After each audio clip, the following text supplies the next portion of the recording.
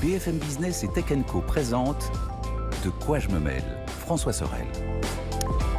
Voilà, la deuxième partie de quoi je me mêle, et on va prendre le temps maintenant pour vous aider à choisir votre enceinte connectée. Pas facile parce que déjà il y a énormément de modèles, beaucoup de marques aussi, les technologies, le Wi-Fi, le Bluetooth, comment choisir ? Faut-il prendre une enceinte qui ne bouge pas à la maison ou alors une enceinte nomade, portable ? On va en parler avec notre expert que vous connaissez maintenant, Lionel Costa. Salut Lionel. Bonjour François. Ravi de te retrouver Lionel. Également. Responsable du développement du Labo Fnac. Et avec toi, on va faire le point justement, comment choisir son enceinte. En préambule, bien expliquer de quoi on parle. On ne parle pas d'enceintes passives, là, les enceintes qu'on va brancher sur des chaînes Hi-Fi. Là, on parle sur ces enceintes qui sont autonomes, en quelque sorte. C'est ça, là on va vraiment parler des enceintes qu'on dit actives. Pourquoi actives ? Parce qu'elles ont un amplificateur intégré. Petit rappel, pour que le son puisse être envoyé sur une enceinte, il faut une amplification électrique. Et historiquement, il y avait un amplificateur qui était dédié à ça, qui ensuite permettait d'envoyer du signal sur des enceintes qu'on pouvait placer n'importe où dans une pièce. Et là, aujourd'hui, on va parler des enceintes actives qui ont intégré ces amplificateurs. D'accord. Donc, chose importante. Maintenant, c'est pas facile de choisir. Je le disais parce que y a la taille, il y a la connectivité, il y a les marques, la qualité du son aussi. Comment s'y retrouver là-dedans ? Vous testez toutes ces enceintes au Labo Fnac ? Comment faites-vous, tiens ? Oui, en fait, tout ce qui émet du son, on est en capacité de le tester. Tout ce qui émet du son, donc avec notre chambre anéchoïque qui nous permet de vraiment nous isoler de tout bruit extérieur et de mesurer de manière fiable. Donc vous avez une pièce qui est complètement étanche en quelque sorte, voilà, C'est ça. isolée. Vous mettez l'enceinte, vous avez des micros tout autour, c'est Alors, ça ? non, c'est un peu plus simple que ça. C'est une chambre anéchoïque qui permet d'avoir deux choses. Premièrement, on s'isole du bruit extérieur, Ouais. mais en plus, elle n'émet pas de rebond. C'est-à-dire que quand on envoie un son, le son vient directement vers le micro et n'est pas projeté dans les parois qui va Donc il y ensuite a un revenir. micro en face de l'enceinte. Exactement. D'accord. On a plusieurs micros par rapport à des spécifications de mesure, mais c'est un micro qui va mesurer D'accord. l'enceinte. Et ce micro-là, évidemment, c'est pas des micros qu'on peut trouver n'importe où, c'est des micros de mesure, de précision, qui nous permettent d'évaluer le son dans tout le spectre audio qu'un être humain est capable d'entendre, voire plus. D'accord. Ultrason, infrason, etc. Très bien. Et donc après, vous faites vos tests, effectivement. Après, il y a d'autres paramètres importants. Il y a la connectivité, l'autonomie de ces enceintes Oui, aussi. c'est ce que important. j'allais dire en fait, c'est que anciennement, les enceintes, on voulait écouter du son, de la musique, voir nos films dessus, les home cinéma, etc. Ça se cantonnait pratiquement à ça. Et les enceintes actives avec un amplificateur intégré ont permis justement d'être beaucoup plus souples, beaucoup plus agiles en fait aux usages. Et il y a des nouveaux usages qui sont apparus. Mhm. Tu as parlé des nomades. Pareil, là, c'est un truc qu'on ne pouvait pas imaginer ça. Non. Donc, une enceinte de qualité, je ne parle pas du transistor radio qui a un bruit un petit peu de boîte de conserve, mais des vraies enceintes qu'on peut balader avec une certaine autonomie. Et pareil, des enceintes qui sont très, très compactes, qui permettent d'avoir un son qui est juste exceptionnel. Qu'on vive dans un studio ou dans un 2 pièces, 3 pièces, peu importe, c'est un son qui est quand même hyper immersif, qui est vraiment très, très agréable. Ça a vraiment bougé avec le temps et avec les nouvelles générations. Très bien. Un mot sur la connectivité. Oui. Bluetooth, Wi-Fi, parfois les deux. Oui, Aussi. bien sûr, et même les quatre. Pourquoi les quatre ? Premièrement, la connexion analogique. Ça peut arriver encore qu'on veuille brancher un vieux magnétoscope ou une vieille chaîne Hi-Fi sur une enceinte. Une même platine neuve. vinyle. Une platine vinyle, exactement. Attends. Et donc, ça, c'est ce qu'on appelle le RCA, de l'analogique, donc les petites prises blanches et rouges. On a aussi la connectique fibre optique, qui elle est beaucoup plus qualitative, évidemment, puisque c'est du numérique. Le son passe du numérique au numérique vers l'enceinte et passe pas par ce qu'on appelle un DAC qui va convertir le signal numérique en analogique, puis analogique en numérique si on a besoin après. Et on a ensuite évidemment le Bluetooth et le Wi-Fi. Le Bluetooth étant vraiment celui qui est il est partout. En fait, grosso modo, Bluetooth, donc on peut se connecter dessus avec n'importe quel smartphone, c'est assez facile. Le Wi-Fi également, mais c'est beaucoup plus propriétaire. On est sur des réseaux qui sont, en tout cas des ensembles qui sont plus à s'intégrer dans un ensemble Oui. chez soi. Dans un écosystème, par exemple, le AirPlay d'Apple. Exactement. Par exemple. Par exemple. Et puis l'autonomie est moins bonne, donc je crois en Wi-Fi. Le Bluetooth arrive malgré tout à préserver une certaine autonomie par rapport au Wi-Fi. En fait, le Wi-Fi a une bande passante qui est beaucoup plus grosse que le Bluetooth. Le Bluetooth Bluetooth est en plus beaucoup plus petit en termes d'implémentation. Il y a beaucoup plus on a beaucoup plus de compatibilité, même d'appairage. Oui, c'est C'est ça. beaucoup plus facile. Il n'y a pas besoin de SSID. Il y a un appairage qui se fait de manière beaucoup plus simplifiée. Comment choisir son enceinte, Lionel? Quels sont les paramètres à prendre en compte? Voilà, Ouais. j'ai envie de m'offrir une enceinte pour Noël. Quelles sont les questions qu'il faut que je me pose? La première question d'ailleurs qu'il faut poser à chaque fois qu'on fait un achat, c'est pour quel usage? Ça peut paraître évident, mais non, non, c'est pas n'importe quelle question. Est-ce que tu souhaites une enceinte pour chez toi, heu, pour chiller, hein, pour être Oui, dans voilà. ton canapé, Qui ne au va pas fond, bouger, qui va pas qui sera bouger? branché sur le courant. Exactement, qui Voilà. qui qui va être vraiment Mmh. fixe. C'est ce qu'on appelle aussi les enceintes domestiques, ça reste chez soi. Est-ce que c'est une enceinte qui va être plutôt pour aller à l'extérieur, si tu as envie d'aller dans un jardin, dans un parc Mmh. avec du son avec toi? Est-ce que c'est une enceinte même que tu souhaites mettre dans ton jardin, dans ta terrasse, donc qui a besoin d'une batterie également, mais qui a besoin d'être, résistante, à l'humidité, Oui, à la aux pluie et intempéries, cetera. en quelque sorte. Exactement. Donc il y a ces usages-là qui sont extrêmement importants à prendre en compte avant l'achat. Donc se Ensuite, poser la bonne question. oui. Qu'est-ce que je vais en faire de cette enceinte? Et ensuite, qu'est-ce que je vais écouter dessus? C'est tout bête, mais si jamais je veux écouter de temps en temps de la musique, une musique d'ambiance, c'est pas pareil si je veux animer une vraie ambiance avec plein de gens. Si je veux faire une soirée, où je sais que je vais avoir 30-40 personnes et que Ouais. j'ai besoin d'avoir du son et j'ai pas envie de louer, tous les 4 matins, une enceinte, bah, c'est à prendre en compte aussi. Aujourd'hui, il y a un marché qui s'est créé d'ailleurs avec ces boombox, hein. Ouais, On rentrera dans les détails tout à l'heure. Ce sont d'énormes enceintes avec des exactement. couleurs et tout, mais qui font un vacarme incroyable, quoi. Ça fait, Bah, c'est une nouvelle typologie d'enceinte qui existait vraiment, c'était un marché de niche et en fait, dans nos magasins, que ce soit Fnac ou Darty, ça explose, pour plusieurs raisons. Parce que déjà, ça fait beaucoup de sons, certaines font vraiment en plus du très bon son hi-fi et en plus, il y a tout l'aspect design lumineux ouais, qui c'est est qui ça. est qui Donc est ça un fait peu un peu boîte funky. de nuit aussi, quoi. Exactement, C'est c'est sympa. un stroboscope intégré, ça fait du son et ça fait la lumière avec. C'est intéressant. Il faut voir aussi l'évolutivité de ces enceintes. Est-ce que je peux en connecter 2 pour avoir de la stéréo? Est-ce que je peux créer un écosystème, multi-room, et cetera, et cetera? Est-ce que, voilà, c'est une enceinte que je veux, Mmh. voilà, ou est-ce que je veux créer petit à petit, un écosystème? Tu as complètement raison. Il y a par exemple la marque Sonos qui est vraiment arrivée sur le marché sur le côté multi-room. Alors, pour rappel, c'est quoi? C'est on achète une enceinte, puis une autre enceinte et les 2 vont générer un système hi-fi stéréo. Si j'en achète 2 autres, bah, ça va être du 4, du 5, du 7.1 et cetera. Mais ça, il faut que ce soit compatible dans l'écosystème de la marque. La compatibilité multimarque, c'est encore un peu compliqué. Il y a Mmh. des applications tierces qui permettent de le faire, d'appairer plusieurs Bluetooth ensemble, mais il y a la latence, c'est-à-dire la vitesse entre le moment où j'envoie le signal de musique et le moment où la musique est restituée, il peut y avoir un décalage. Alors si j'ai des haut-parleurs ou des enceintes qui n'ont pas le même décalage, je vais avoir un effet bizarre de Mmh. son. Donc effectivement, il y a tous ces usages-là qui vont permettre de me faire rentrer dans qu'est-ce que je souhaite.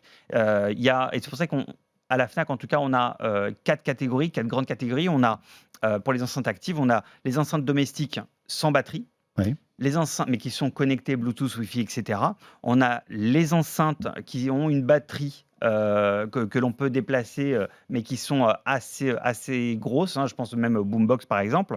On a aussi les enceintes avec batterie qui, elles, on peut déplacer, qui font moins de 2 litres et moins de 2 kilogrammes, qu'on peut, emmener chez soi assez facilement. Et on a évidemment donc les stations, les boombox, qui sont vraiment faites, Mmh. ça, pour Pour faire la fête. faire la fête, pour faire des soirées, pour faire de l'ambiance. On est vraiment sur ces catégories-là. Paramètre aussi à prendre en compte, quel type de pièces on va, sonoriser? Mmh. On a un studio de 15 mètres carrés, ça va pas être la même enceinte que si on a un salon de 35, en fait. Ce qu'on mesure, dans tout ce qu'on mesure, hein, il y a plusieurs éléments. Je suis pas revenu dessus, mais évidemment, qu'est-ce qui fait la qualité du son? Il y a la partie réponse en fréquence, c'est-à-dire est-ce que l'enceinte est capable de délivrer des graves, des médiums et des aigus de manière équilibrée, qui ne suraccentuent pas telle ou telle fréquence? Est-ce que je peux mettre de la puissance sans aucune distorsion? Et c'est là où on est vraiment différent de ce que des gens peuvent dire sur internet en poussant au max le Mmh. volume. Waouh, génial, ça fait du 120 dB.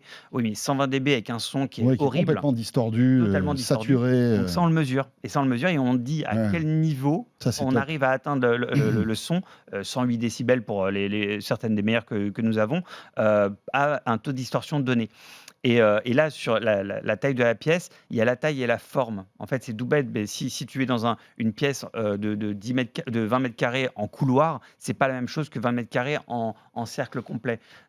On sait que À partir du moment où tu dépasses les 80 décibels, tu as du son pour un studio de 30 mètres carrés confortable. C'est pas pour être en boîte de nuit, c'est pas mal. Et ça, vous le dites au labo? Alors, Cette enceinte va délivrer 80 décibels, oui, donc ça veut dire que votre petit studio, ça sera nickel, etc. exactement. Dans notre comparateur, dans le comparateur du labo Fnac et sur les sites fnac.com et l'éclaireur Fnac, on donne ces informations pour justement donner toutes les infos, le maximum d'infos aux utilisateurs et aux clients. Et ensuite, ce qu'on dit aussi, c'est que si jamais vous avez des besoins exceptionnels de puissance parce que vous savez que vous allez sonoriser une pièce de 50 mètres carrés, l'information du 108 décibels, 110 décibels, on va le donner. C'est-à-dire que on ne dit pas que plus c'est puissant, mieux c'est, parce que tout dépend de son usage. Mmh. Par contre, il faut avoir le potentiel. Une enceinte qui est capable de faire du 108, du 112, du 120 décibels, on sait qu'elle atteint un niveau de qualité à ce niveau-là qui nous permet de dire qu'elle est puissante. Oui, c'est ça. Et on peut Elle en a descendre sous le pied, quoi. Elle en a largement sous le pied. On ne fait pas une mesure, je le dis parce qu'on m'en avait parlé, on ne fait pas la mesure du volume minimal. D'accord. Peut-être qu'on le fera, mais parce qu'il y a des gens qui aiment avoir le côté ambiance un peu zen, Oui, etc. bien sûr. Et qui veulent Avec une bonne qualité, avec une très un bonne bon qualité. son enveloppant, pas trop fort. Exactement. Et en fait, certaines, quand on met au minimum, c'est Mmh. déjà très fort. C'est déjà très fort. Donc, et ça, on ne le mesure pas.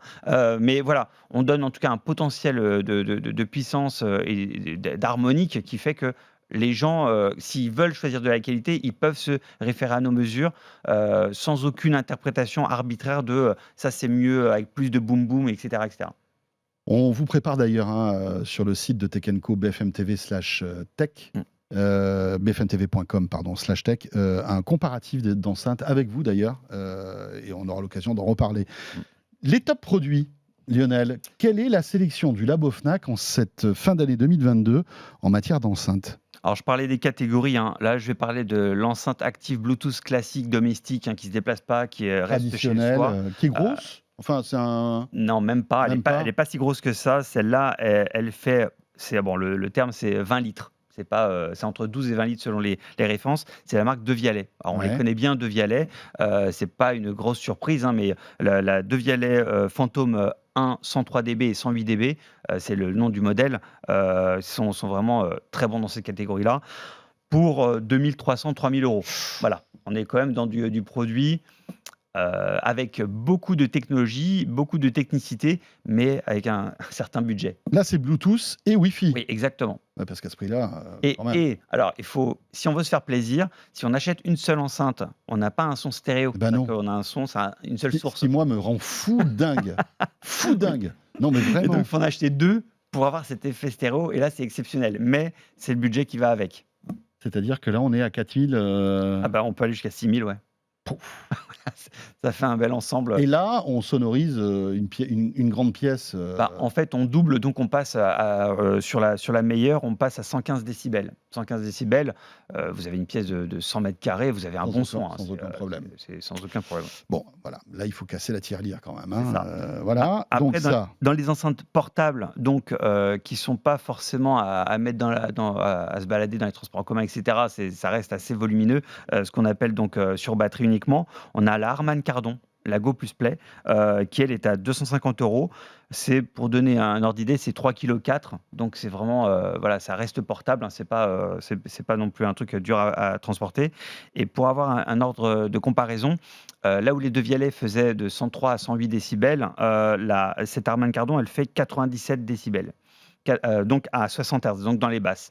Donc 97 décibels, c'est déjà pas mal. C'est déjà pas mal. Ah oui, 100 décibels, c'est déjà beaucoup. Donc 97 décibels, on est vraiment pas mal. Dans la catégorie enceinte nomade... Alors, tu nous as pas donné le prix. Ah, pardon. Alors, de l'Harman Kardon. celle-là, elle est à 250 €. J'avais dit le prix, mais c'est pas grave. Pardon, excuse-moi. C'est pas grave. Elle est à 250 € 250 €, d'accord. Enfin, lorsque je sais qu'il y a des offres qui vont se faire pour la fin d'année qui peuvent peut-être on peut avoir Être intéressante. voilà, une petite histoire Et là, là-dessus. on peut en appairer, on peut en mettre deux. La Go Plus Play, j'ai un doute. Je ne veux pas dire de bêtises, à D'accord. vérifier, mais ça, on donne cette information-là. Bien sûr. Parce ouais. que c'est vrai que l'appairage, il est souvent propre à des modèles spécifiques. Dans une même marque, c'est pas forcément toutes sont appairables. Ensuite, on a les enceintes. Oui, pardon. Enceinte nomade. Oui, enceinte nomade. Donc, on a nomade, c'est à moins de 2 kg et moins de 2 litres. Ça, c'est nous qui l'arbitrons comme ça. Alors, pour donner un ordre d'idée sur les volumes, parce que s'exprimer en litres, c'est un peu compliqué. Il faut vraiment imaginer, notre limite à nous, c'est une bouteille de 2 litres. Vous voyez le volume d'une bouteille de 2 litres, c'est ça la limite. Si c'est au-dessus de ça, c'est plus considéré comme une enceinte nomade. Donc la Marshall Stockwell 2 à 200 euros, qui nous délivre 12 heures d'autonomie. 12 heures d'autonomie à une puissance assez élevée. Et là, le rapport, on va dire volume, qualité de son, exactement, est très bon. C'est ce qu'on appelle, nous, le rapport puissance-volume. Ouais, et on a dans notre radar, on indique cet élément-là, parce que, évidemment, pour déplacer du son, il nous faut normalement du volume.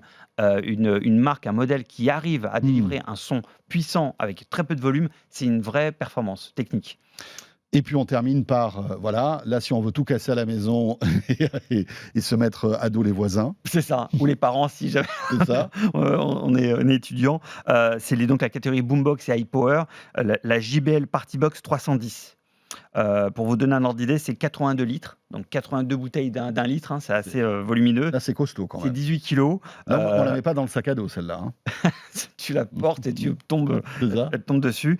Elle a d'ailleurs une batterie intégrée et on la mesure à 21 heures d'autonomie. C'est énorme. Plus c'est grand, plus tu mets des batteries oui, grosses. et donc plus tu as d'autonomie. Exactement. Ça, et tu délivres quand même 108 décibels. Là, on est à 579 euros, donc 580 euros. À moins de 600 euros, tu as un truc à 108 décibels à 60 Hz. C'est quand même très très bien. Et la qualité du son, malgré tout, est correcte ? Oui, on a des 5 étoiles. Oui, complètement. Ouais. C'est pas... Et là où il y a un danger, c'est vrai, c'est sur les effets audio, les égaliseurs, où souvent ces marques-là veulent parler à un public un petit peu friand des basses. Je répète, nous mesurons la fidélité. C'est-à-dire que nous, quand on envoie un certain niveau dans les fréquences basses, médium, aiguës, on veut ce niveau-là. On ne veut pas plus ou moins. D'accord. Et c'est là où on le mesure. La JBL Partybox 310. Ouais, la JBL Partybox 310 à 580 euros. Je fais juste un petit aparté sur les stations audio de 360 degrés. Oui. C'est une nouvelle famille, une nouvelle manière d'écouter du son. C'est-à-dire on pose un petit plot sphérique et ça émet du son partout. Et donc, on a mis en place, Régis Bertrand, qui est responsable des tests audio, a mis en place un protocole pour évaluer cette enceinte-là avec un espèce de plateau tournant. On va la tourner, on va l'enregistrer comme ça, chaque slot, et on va voir, selon les fréquences, on n'a pas le même son. C'est-à-dire que dans les graves, ça se répartit partout, mais dans les aigus, certaines, qu'on a l'impression d'avoir un haut-parleur 360 degrés, pas du tout.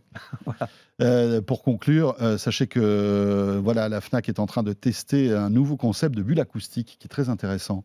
Au Hall. Voilà. Pour ceux qui ont la chance de venir à Paris, allez-y. Je crois qu'il y a une autre Fnac à Bordeaux aussi, où là on rentre dans une espèce d'auditorium en quelque sorte. C'est exactement. Et on peut tester ce qu'on veut en termes d'enceinte dans un environnement qui est super, quoi. Et c'est dédié, c'est-à-dire que vous pouvez, n'importe qui peut y aller. Il demande juste au vendeur et il sera dans une écoute VIP. Il écoutera les musiques qu'il souhaite, parce qu'il y a un accord aussi avec différents sites de streaming audio, avec des qualités de son non compressées. On a vraiment un spectre très large. C'est chouette. C'est vraiment fantastique. Ouais. Merci Lionel. Merci à toi. Voilà pour votre petite sélection d'enceintes pour ces fêtes de fin d'année. Lionel Costa, donc responsable du développement du Labo Fnac, pour terminer ce De quoi je me mêle. Merci de nous avoir suivis. Merci de nous retrouver chaque week-end. Portez-vous bien, profitez bien de ce week-end. Justement, on sera là la semaine prochaine. De quoi je me mêle en audio, bien sûr, en podcast audio, et puis la version vidéo qui vous attend sur la chaîne Tech & Co et sur YouTube. À la semaine prochaine. De quoi je me mêle sur BFM Business et Tech & Co.